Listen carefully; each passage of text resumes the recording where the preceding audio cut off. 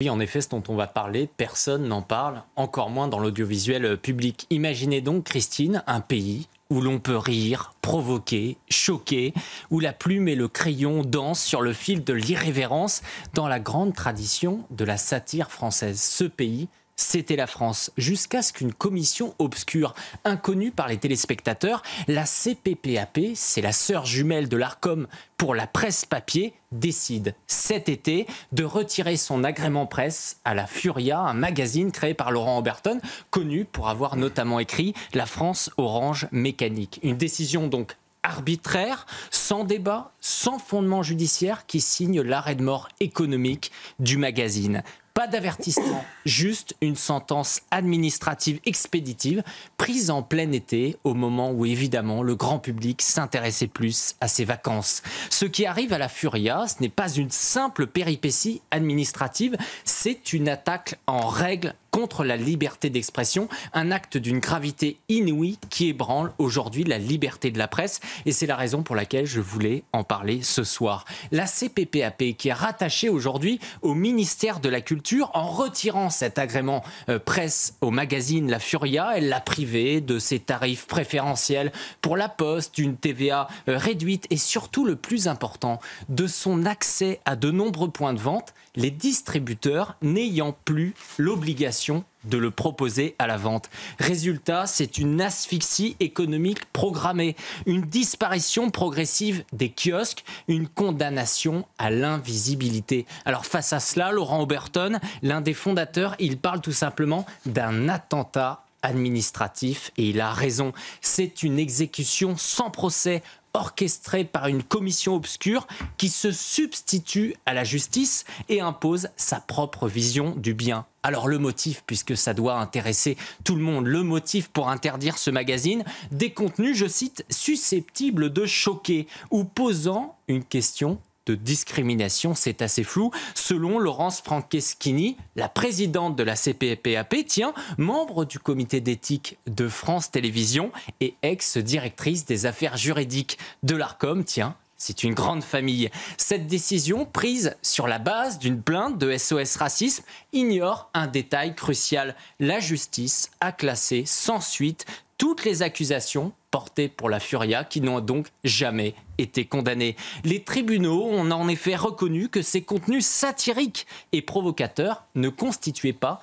d'infraction. Mais qu'importe la loi pour cette obscure commission de la CPPAP qui préfère s'appuyer donc sur le ressenti subjectif de fonctionnaires pour décider ce que les Français ont le droit de lire.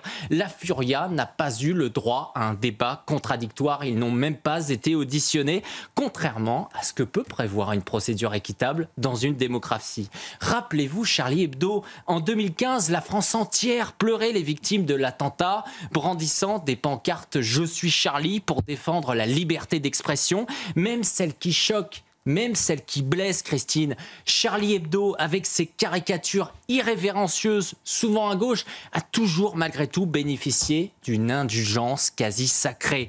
On loue son courage, son impertinence, son droit à provoquer. Et quand la Furia, magazine ancré à droite, use de la même liberté pour moquer les dogmes de la gauche, les bien-pensants s'indignent et les institutions frappent. Mais qui sont les instigateurs de cette chasse, Éric Tegner? Est-ce que la presse de gauche, officiellement attachée à la liberté de la presse, s'en est émue? Alors comme souvent, on retrouve SOS Racisme, cette association financée en grande partie par nos impôts, ceux des téléspectateurs qui vont voir leurs impôts augmenter encore cette année, qui s'est arrogé le rôle de la police morale.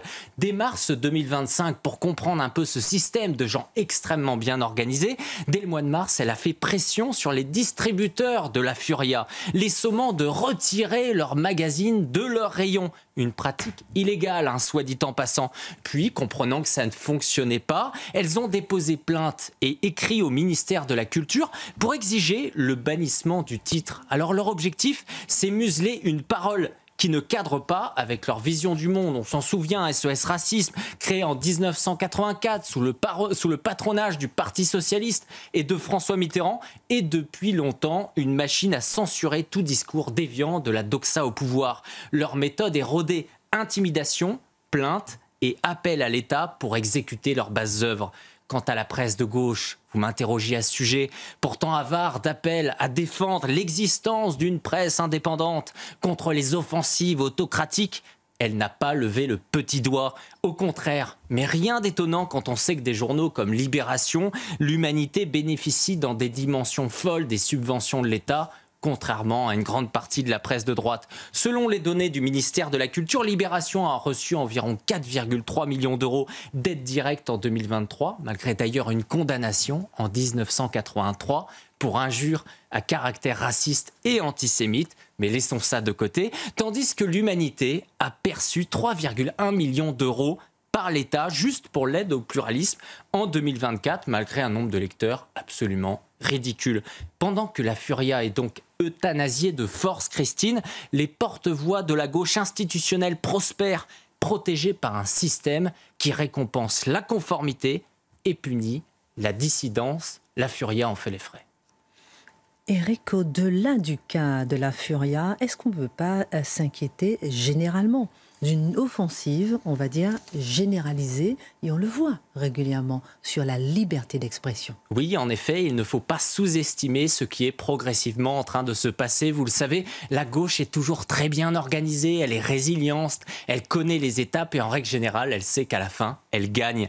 L'affaire La Furia s'inscrit dans une offensive plus large en France et en Europe, de la technostructure contre la liberté d'expression. On peut évidemment penser à la fermeture de C8 par l'Arcom, mais également rappeler un autre scandale récent, l'exécution provisoire imposée à Marine Le Pen dans une affaire judiciaire malgré l'absence de condamnation définitive. Là encore, la gauche, via ses relais institutionnels, montre son vrai visage, une machine à broyer ses adversaires, prête à tout pour les faire taire. Et cette folie, en effet, elle s'étend au niveau européen, avec des initiatives comme Chat Control, une proposition de réglementation de l'UE visant à scanner toutes les communications privées qui soulèvent évidemment d'immenses préoccupations en matière de respect de la vie privée. Cela illustre une dérive grave, Christine, une surveillance de masse au nom du bien qui pousse évidemment à l'autocensure. Quelle est la prochaine étape de cette technostructure? Contrôler l'octroi de la carte de presse pour retirer celle des journalistes de droite sous prétexte qu'ils penseraient mal ou qu'ils penseraient faux parce qu'ils ne respectent pas une morale imposée. C'est vrai, ils font aujourd'hui des conférences tendant à demander le retrait de certaines cartes de presse. Si la Furia tombe, qui sera le prochain, Christine?